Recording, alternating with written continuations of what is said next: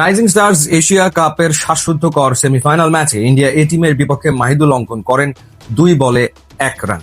এর আগে গ্রুপ পর্বের শেষ ম্যাচে শ্রীলঙ্কা এ টিমের বিপক্ষে তিনি করেন 8 রান। পরপর দুটো ম্যাচে তিনি ব্যর্থ হন, যেই কারণে বাংলাদেশ এ টিমের কোচ ডেভিড হ্যাম তিনি সিদ্ধান্ত নিয়ে ফেলেন যে ফাইনালের একাদশে থাকবেন না মাহিদুল অঙ্কন। আমরা লক্ষ্য করি যে ফাইনাল ম্যাচে বাংলাদেশের একাদশে দুটো পরিবর্তন আনা হয়। এই মাহিদুল অঙ্কনের পরিবর্তে খেলানো হয় মাহফুজুর রহমান রাব্বিকে, যিনি একজন স্পিন বোলিং অলরাউন্ডার, এবং খেলানো হয় মৃত্যুঞ্জয় চৌধুরীকে।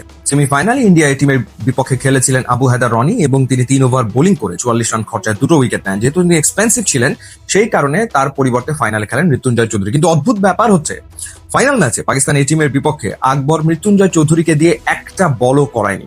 এখন প্রশ্ন হলো যে কেমন করে তাহলে আসলে ফাইনালে খেলে ফেলেন মাহিদুল অঙ্কন। ফাইনালের আগের দিন রাতে টিম ডিনারে উপস্থিত ছিলেন বাংলাদেশ ক্রিকেট বোর্ডের সভাপতি আমিনুল ইসলাম বুলবুল এবং বাংলাদেশ এ টিমের কোচ ডেভিড হ্যাম তাকে ফাইনালের একাদশ সম্পর্কে জানান, এবং তিনি জানিয়ে দেন যে তার একাদশে মাহিদুল অঙ্কন নেই। এই খবর যখন ঢাকায় পৌঁছায়, এই খবর যখন জানতে পারেন বাংলাদেশ ক্রিকেট বোর্ডের প্রধান নির্বাচক গাজী আশরাফ লিপু, তিনি ফাইনালের দিন সকালবেলা ফোন দেন এবং ফোন দিয়ে তিনি জানান যে ন্যাশনাল টি-20 টিমে রাখা হচ্ছে মাহিদুল অঙ্কনকে, এবং তার খেলার ভেতরে থাকাটা গুরুত্বপূর্ণ, তাকে আসলে খেলাতে হবে। প্রধান নির্বাচকের কাছ থেকে ফোন পেয়ে বাংলাদেশ এ টিমের যে ম্যানেজমেন্ট রীতিমতো ভরকে যান ডেভিড হ্যাম, এবং শেষ মুহূর্তে তিনি সিদ্ধান্ত নেন যে ঠিক আছে, তাহলে মাহিদুল অঙ্কনকে খেলাতে হবে। এবং কার জায়গায় খেলাবেন? জাওয়াদ আবরারের জায়গাতে মাহিদুল অঙ্কনকে খেলানো হয়, অর্থাৎ জাওয়াদ আবরার বাদ পড়ে যান এবং একাদশে টিকে থাকেন মাহিদুল অঙ্কন। এখান থেকে যে জিনিসটা লক্ষণীয় সেটা হচ্ছে যে কাপ জেতার চেয়ে, একটা ইন্টারন্যাশনাল ট্রফি জেতার চেয়ে গুরুত্বপূর্ণ হয়ে ওঠে একজন ক্রিকেটারকে একাদশে খেলানো, কারণ তিনি জাতীয় দলের স্কোয়াডে ডাক পেয়েছেন।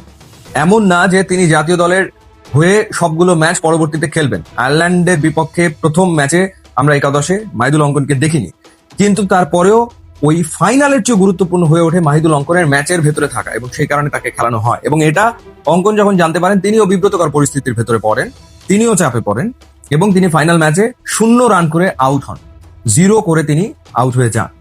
তো এভাবে করে প্রধান নির্বাচক তিনি হস্তক্ষেপ করেছেন এই রাইজিং স্টার্স এশিয়া কাপের ফাইনালে।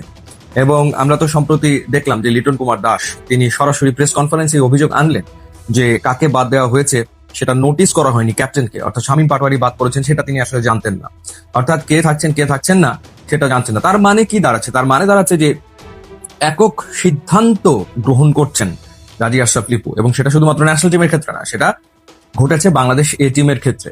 তাহলে আসলে কোচ থেকে লাভ কি, ক্যাপ্টেন থেকে লাভ কি? কোচ একটা সিদ্ধান্ত নিয়েছেন এবং সেই সিদ্ধান্ত সম্পর্কে নিশ্চয়ই ক্যাপ্টেন জানতেন, সেই সিদ্ধান্ত উল্টে গেল, রাতারাতি পাল্টে গেল, ফাইনালের সকালবেলা একাদশ পরিবর্তন হয়ে গেল একক সিদ্ধান্ত বলে, এবং সেই সিদ্ধান্ত নিয়েছেন গাজী আশরাফ লিপু।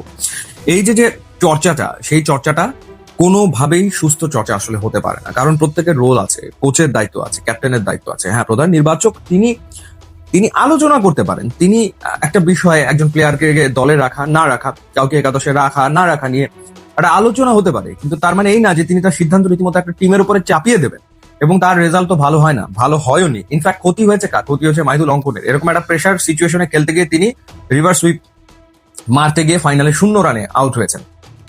তো এই ধরনের চর্চাগুলো বন্ধ হওয়াটা আসলে বাংলাদেশের ক্রিকেটের জন্য খুবই জরুরি, না হলে আসলে ভালো ফলাফল আসবে বলে তো মনে হয় না। ইউটিউব এবং ইনস্টাগ্রাম লিঙ্ক আছে, আপনারা যোগ দিলে খুবই খুশি হবো। And thanks for watching.